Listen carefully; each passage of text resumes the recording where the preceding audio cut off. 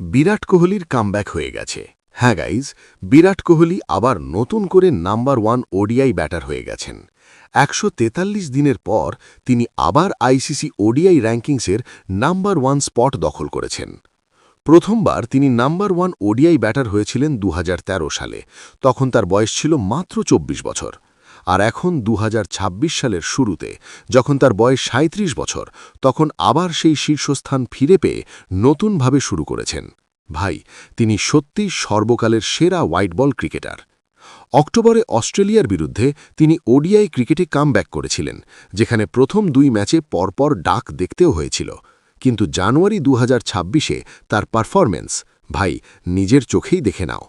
তিনি আবার ওডিআই ক্রিকেটের নাম্বার 1 পজিশনে ফিরে এসেছেন। আর অবশেষে আমরা আবার বলতে পারি, কিং ফিরে এসেছে, আবার নিজের সিংহাসনে বসেছে।